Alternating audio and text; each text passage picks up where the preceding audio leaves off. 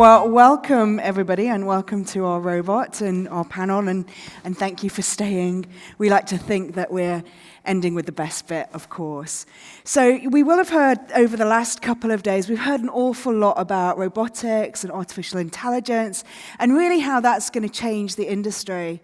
We've talked a little bit about skills, so this notion that we really need something like 2 million new people into the industry to be able to fulfill the demand that we've got for the excess travel that's coming, or the extra travel that's coming. And it's clear that that's going to be somewhat of a problem, because we don't have 2 million spare people kind of hanging around ready to jump into the industry. But we do have great technology on the way that can help shape and change some of the jobs that we're doing, so we can kind of upskill through that. And that's why we kind of thought, well, I think it would be very interesting for us to talk about some of the dilemmas that brings. Because whilst we might look at our friend here and see the robot, how are they going to change? So I'm delighted to invite this esteemed panel of experts to join us today to talk about robots at the board table. And I'd like each of them to introduce themselves to you, and actually with a little bit of an interesting feature, and that is, what are you most looking forward to about having robots at the board table? Hello, my name is Magda. I come from Google Poland, and I represent the commercial part of the Google Poland office.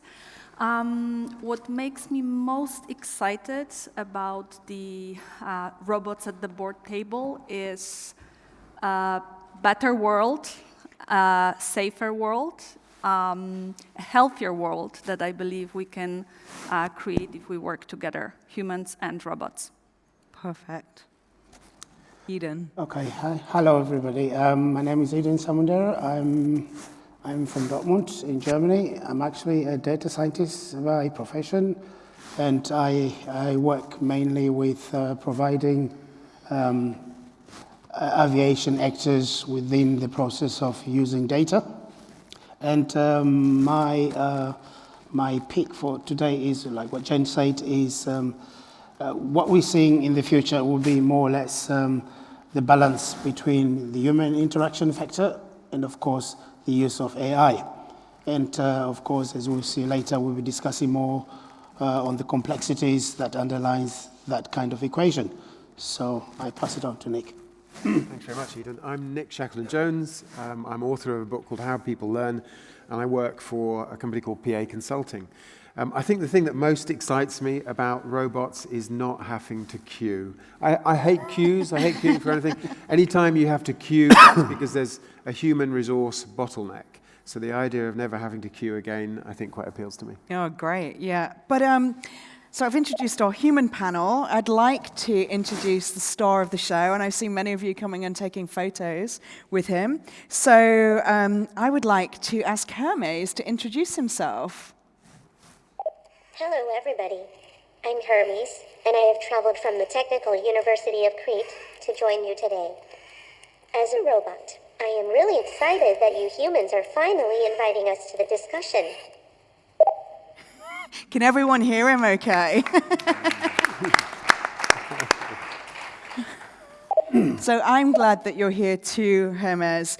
In fact, we look at Hermes as a robot, and there's many different definitions of what a robot is. So I think, Hermes, as a robot, you're best placed to give us a definition. Can you please share what your definition of a robot is? A robot is a machine designed to execute one or more tasks automatically with speed and precision. There are as many different types of robots as there are tasks for them to perform. And so, I'm a humanoid robot, so a little like a human. I play football in the Greek national team, named Kareets, for the RoboCup football competition. So, Hermes, do robots have a nationality? No, but my programmer, Dimitris Hatziparishis, who is helping me today, is Greek. I guess that explains it. I also found out that robots don't have gender either, although this is apparently a male robot called Hermes. So we've attributed a gender to him. And I have to admit, I have a little soft spot for him. I think I might be falling in love with the robot. So before we go on to kind of the discussion, just 2 questions for you. The first is, how many of you have artificial intelligence in your homes? Show of hands. And what do you call your artificial intelligence? I guess some of you are having conversations. I've heard a rumor that Nick says goodnight to his artificial intelligence every night. Is that true, Nick? It's absolutely true, yeah. So, I mean, many of us now have artificial intelligence. It's becoming more prevalent in our homes, in the way that we interact with different things, play music, do this, do the other. And we're getting a little bit more used to it, and we're getting a little bit more used to seeing these kind of robotics. But I have another question, and that is, how many of you would feel really comfortable getting on a plane knowing that there wasn't a human there, but actually it was being flown by a robot? Pascal, not a surprise from you, Pascal. A couple of us that are not so frightened. But it can be very, very intimidating to think that these robots will be doing jobs that we traditionally associate with humans. And I think the talk that we had earlier a little bit about this heart and head. Our head says they're safer. Our heart says probably something a little bit different.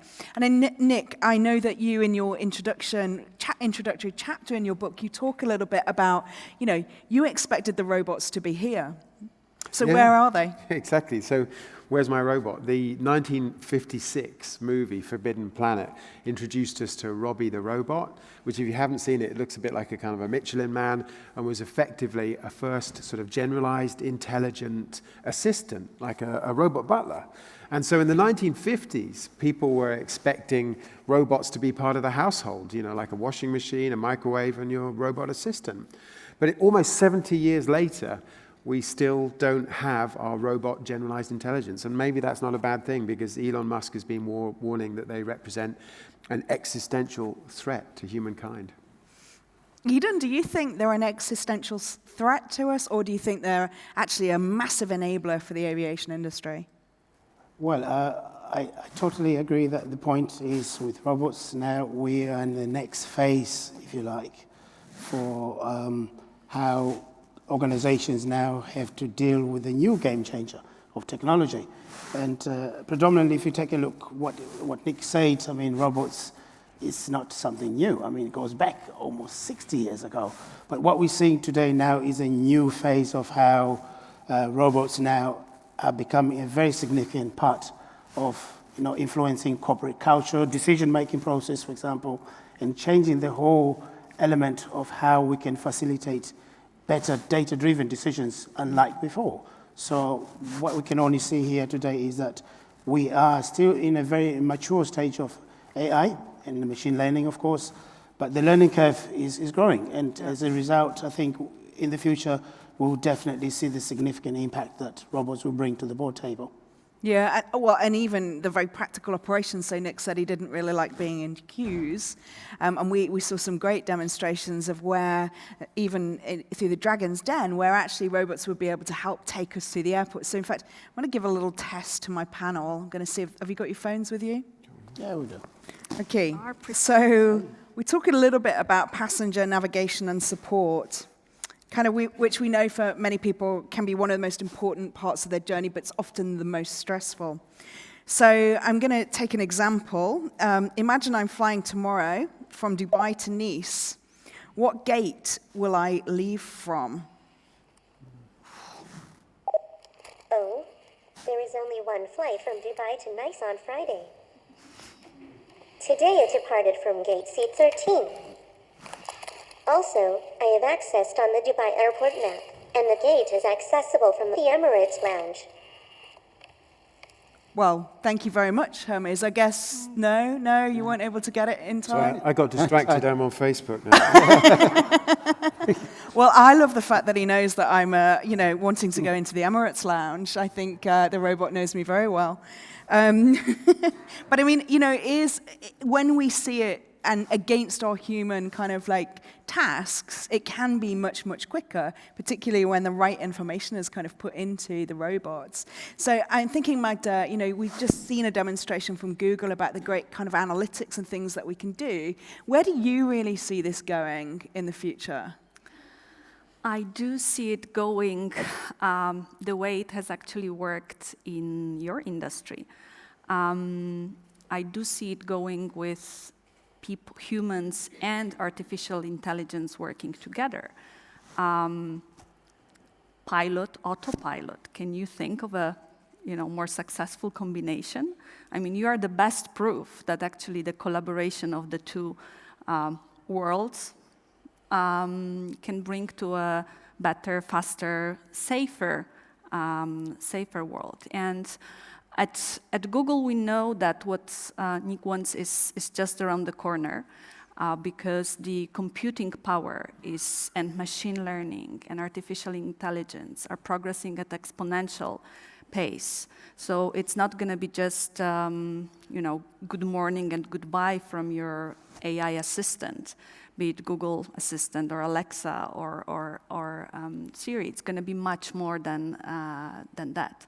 And already today, if you are using Google Assistant, it can maybe not yet guide you to the right gate, but it can remind you that it's time to actually leave the place you are because there is some traffic on the way to the airport, and it knows that you are departing on that particular flight. So we like to think that we live these days in the age of assistance, and the assistance is provided by AI and machine learning.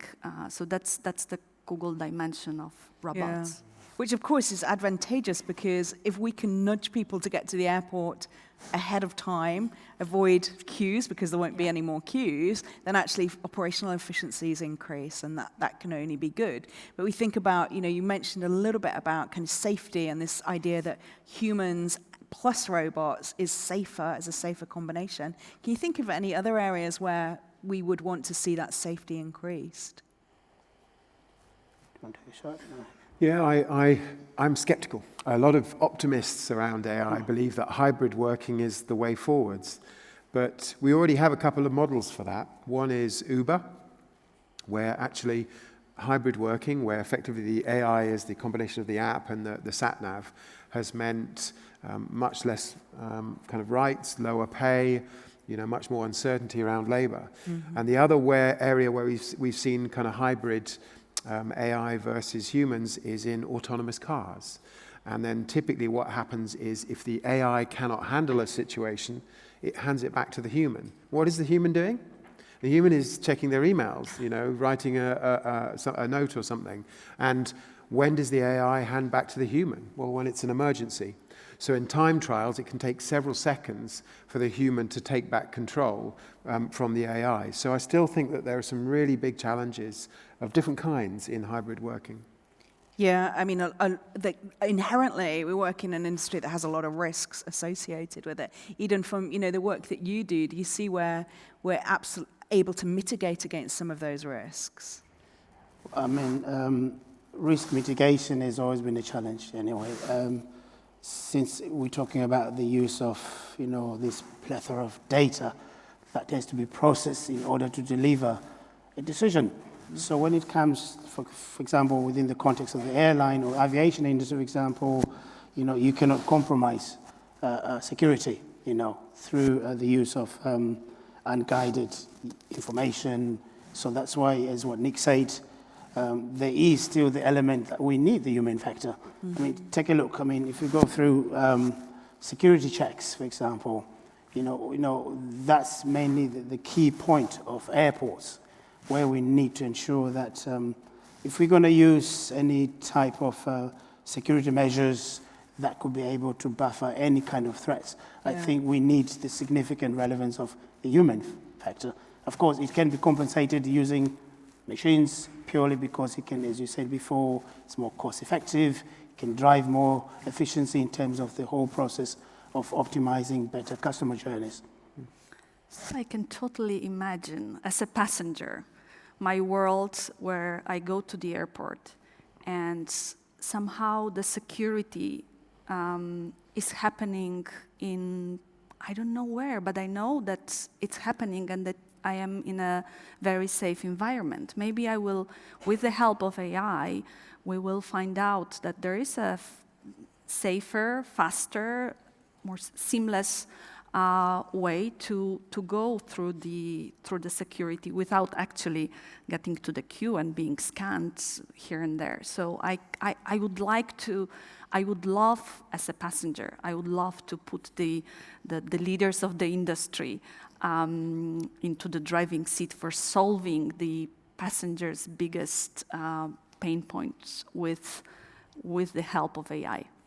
Yeah, I mean, do you think there's kind of this dilemma there about, all that information is being passed constantly as you're going through the customer process? So as you think about, what's the difference between surveillance and security measures, and how does everyone feel about their data being kind of passed around in this environment?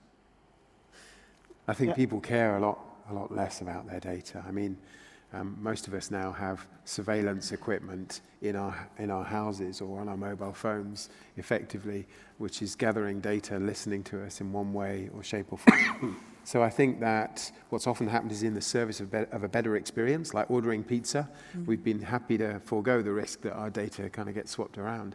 But I guess I would just say one thing is, I don't think it's just about efficiency. I think there's enormous opportunity, to Dr. Stathis' point earlier, to improve the experience. So you said you fell in love with the still robot? Well, he is really gorgeous. Well, exactly. And I think your robot could be not just something which guides you to your gate. Your robot can sound like George Clooney or Marilyn Monroe or Minnie Mouse, or maybe even look like those characters. So there's an opportunity to really create a magical experience with automation. Yeah, so this kind of magical experience is, I think, really important. But when the magical experience for me is actually at odds with a cultural experience for somebody else. So, you showed earlier in the Google Translate, it gives this very, very good translation. But what about the cultural differences that we have and how robots will kind of emulate those cultural differences? How do you see that, Magda?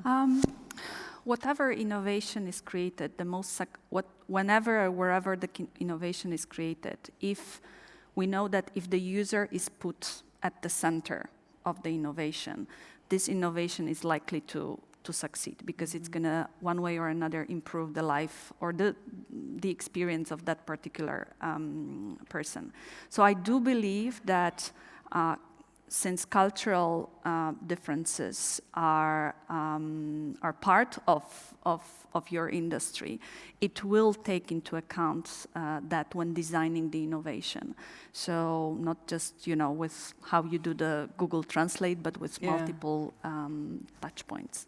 Yeah, thinking about how to kind of integrate the whole experience, because you can't have it just in a kind of a monoculture at all. We talked a little bit about, queues and improving the customer experience, but actually what we did say we would talk about today is how do we make sure that actually we have kind of robots at the board table. So I am going to actually specifically ask us to think about the board table, and I'm going to start by asking my George Clooney-sounding friend about the jobs at the board table. Hermes, kind of, what do you think? Where do you think robots will be able to help us best? We will be able to access available information much quicker than you, and in conjunction with remote servers, I can extract features even faster from the data and make predictions. Hermes, can you give me an example? Based on the arrivals and the departures, at the current time in a specific airport, I can make a prediction about the delays at an airport and how best to staff and prioritize your baggage handling. So kind of for the panel, if we take that through to decision-making at boards, which is what we expect of our boards, to be able to make more effective decisions, the example there is that we can look at arrivals and departures and actually schedule for you, schedule your baggage, but schedule your staffing more efficiently. But then there's wider aspects from that, the roles, the strategic thinking roles that these robots could do at the board. What do you see happening at the board if we get robots at the table? Firstly, I think what we see is some kind of a pullback, where you have AI taking charge of decision making within the boardroom setting. But of course, since we're talking about artificial intelligence here and machine learning, where we're talking about the use of robots, processing tons of data, which none of us as humans can do within that time, for example. So I think what we'll see is the impact of how these robots will be able to make better data-driven decisions. For example, if an organization is trying to look at where are the potential investments, where they could put their capital to support business activity, for example, and using all that data that is being pulled inside the machines, we're able to get a much higher level of what we call decision accuracy here, which basically starts challenging the human factor side. But on the flip side of the coin, we talk about, is this the end game for the boardroom manager now? Of course, it will be, as what Nick said earlier, the concept of creating hybrids, in the sense of where we can balance both what we call the artificial intelligence side of doing business and, of course, the human factor, purely in the basis, as we discuss later, because when robots make decisions, of course, they're not driven by emotions. They're based on pure factual data. So as a result, we will definitely find much more impact in business decision making as a result of embracing. We are in a digital world now. There is no definitely going back. Yeah. We will definitely see more and more AI taking control of the boardroom, for sure. Magda, what do you think? I totally agree. I know that once invited, and I would love to have a robot or an AI assistant at my board table. I know it would come up with insights that were not spotted by us in the past. I know that it will make comments like, dear board, why are you taking this decision if this decision has not led to any successful results in the past 5 cycles? And doing over and over again the same thing is not unlikely to bring new results. I would like my AI assistants to tell me, well, dear board, the composition of your board is not putting you up for success. You are not a diverse enough board of directors. You need to bring more diversity if you want to be in the top 20% most successful companies on earth, right? So this kind of, not to mention, and I would also welcome the AI assistant to tell me, relax, your stress level is too high. It's better not to take any decision at the moment. Come back in after a walk around the office or a mindfulness session, and then you will be more capable of making smart decisions. So I can really think of all sorts of decisions that will make my business, professional, and personal life better with the help of AI assistant. Yeah. Nick, did you want to? I think data-driven decisions good, AI decisions bad. Let me explain why I think that. Imagine that you are on the board and you have an AI on your board that's making a recommendation, right? So you have 2 options. You can go with the AI recommendation. What happens if the decision turns out badly and it screws up? You can say, it's the AI fault, we went with the AI. What happens if you don't go with the AI decision and now it screws up? Someone will say, why did you choose not to go with the AI recommendation? So I think it will potentially result in a loss of accountability, an erosion of accountability from the board. So I'm a big fan of data-driven decision making, but I think it should be humans who are making the decisions, not the AI. Yeah, and I think that, as you say, there's a whole different flip side, isn't there? I think that recently reported in The Economist that actually they know that kind of automated stock decisions are far more effective and efficient. But where's the very fine line between intelligent stock investments and price fixing and playing the market. It's, there's always a negative and a positive side, isn't there? And I think, the thing that we've obviously been having ongoing discussions in preparation for this, because I think we realized we could probably talk for about 3 hours about, the issues of kind of bringing robots to the board. But I am, of course, going to ask my friend Hermes, what do you think about the moral and ethical dilemmas of robots in the boardroom? Robots don't really have opinions, but I can tell you what my programmer thinks. Nowadays, it is the hottest topic, which the biggest minds are talking about, and so it is hard to have a clear view. I will certainly be able to process information much faster than you ever will, but perhaps you have more emotional intelligence than me. Perhaps we'll have more emotional intelligence. What do we think about that? Well, I mean, I'm more an AI optimist, put it that way. Okay, sorry, Nick. But the point is, I think, as you said, Jane, if we start looking at the moral dilemma, of using machines and artificial intelligence within the boardroom setting, the question now comes to the governance side of things. Where do you draw the line of ethics, for example? Where do you bring accountability, as what Nick said earlier? It becomes more of a philosophical debate, put it that way, purely because in this case, when we talk about use of robots to make those decisions, where there are no emotions involved, and then it raises a lot of other questions too, when it comes to how does a robot deal with harassment in the workplace, for example. Yeah. Okay. Being harassed? Or being harassed. Or harassing. Or harassing, either way, yeah? Okay, how does the robot deal with, gender inequality, for example, within the workplace? Yeah. So in that part, there is definitely a need of the human factor, for sure, to deal with these more sensitive topics. But of course, my view is that if we start looking at the moral dilemma surrounding the use of machines, we also have to start rewriting machine ethics too. Right. Okay? Because at this point, we'll be looking more or less at what are the dimensions that we need to put in the codes that can allow us to make much more transparent, more ethical decisions. But as I said, I mean, we're still quite riding on this learning curve. Yeah. But I think it's just a question of time before we can really, hammer it through at the boardroom.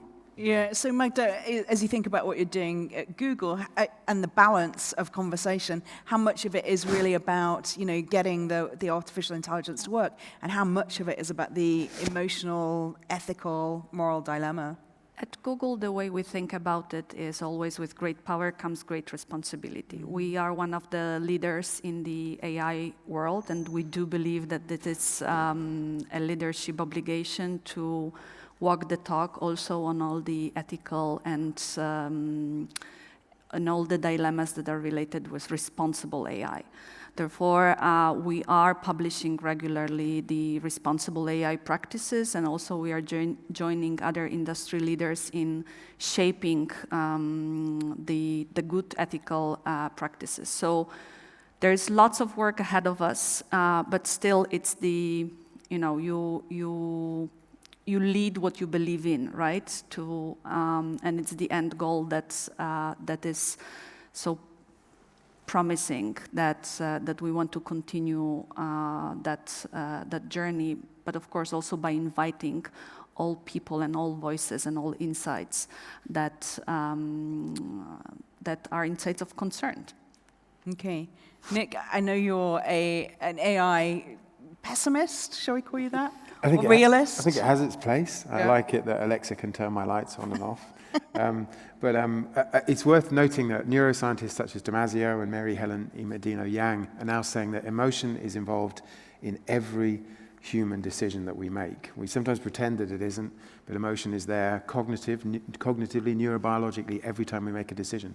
So every human decision involves emotion, and no machine decision ever involves emotion. And so they're radically different ways of making a decision. Because ethics is all about how we feel. Do we feel something is right? There's no chance of a robot ever being ethical, any more than there's a chance of my toaster being ethical. They're different things. Yeah, I mean, and when we were talking to Hermes's, the real brains behind Hermes, who isn't on the stage with us, I think these are very real things that people are grappling with around, what is good, define what good is, and, do you think we would see, do we expect to see an army of robot boards in the future that just command and control? Yeah, well, I mean, it might be a bit too early to call the shots that we will definitely see the boardroom totally flooded with machines. But what we will definitely see is some kind of distribution of power factors now between machines and the human factor. Yeah. In particular, when it comes, as what Nick said, the emotional side, which is definitely the missing code inside a machine. Yeah. But now what we will probably see now is data scientists and all the individuals that are now writing the codes start devising some kind of machine ethics too. Okay. Because what we have right now is business ethics. Yes, yeah. Okay. Are you fairly treated? Do you think you've been shortchanged in the workplace, et cetera, et cetera? But at the end of the day, I think we will definitely come to the point where we will see that tipping point, if you like. Yeah. Where machines will be making more and more effective decisions purely driven by numbers and crunching those numbers. Eden, what would I'm conscious that we're very short on time, but what would your final thought be around, what's the final thing you want everyone in the room to consider as we start to more effectively integrate both kind of AI, robots into our working practices? Well, I can only round it up I think technology is definitely a game changer in how we do business today. And we should start embracing technology. And what Magda said earlier, the use of artificial intelligence now has become one of the core cornerstones, of course, of how companies can be able to take themselves to the next leap of how they can be able to perform. Yeah. So we cannot simply ignore the validity of technology now. We really have to embrace it, I should say. Yeah. Great. Magda, how about you? What would be your final thought that you would want people to go away and consider? I would really love you to put the best aviation experts with the best AI to work on two things. One is to delight the customer experience from the moment they leave their hotel or home to the moment they land safely at their destination. But the other area is, and I'm speaking as a passenger and as a air travel enthusiast, I would like humans and AI to work on making your industry a carbon neutral industry. Yeah. I don't know how to do it, but I believe that by working together with smart AI systems, you will find a way so that people like me do not have to feel guilty that I love traveling by air. Yeah, great idea. Nick, how about you? Final kind of reflection. I would just say embrace experimentation. The strategy that got you to here is not going to get you to there. What I mean, many organizations like aviation have improved incrementally over the years by doing things in a systematic way and by gradually improving efficiency. But the problem now is that you're exposed to disruptors and disruption generally. And Google know this better than most. I remember Google Wave, for example, as an experiment, and Google Glass, constantly experimenting and finding ways to experiment with technologies which could be disruptive within your industry and disrupting from within rather than waiting for it to come from outside. Okay. Well, thank you. I want to thank you very much as a panel. This has been very, very interesting. And I really encourage all of you to think about it because we sounded a bit crazy when we said, let's have a conversation about robots at the board table. But I think it will happen, even if it's an adjunct to helping us make better decisions. But there is this moral and ethical dilemma that I think we really need to be cognizant of as we embrace technology. You say that, maybe robots don't have emotions, but I think he's really fond of me. And I hope I can take him home. So thank you very much, everybody, for the discussion today. Thank you. Thank you.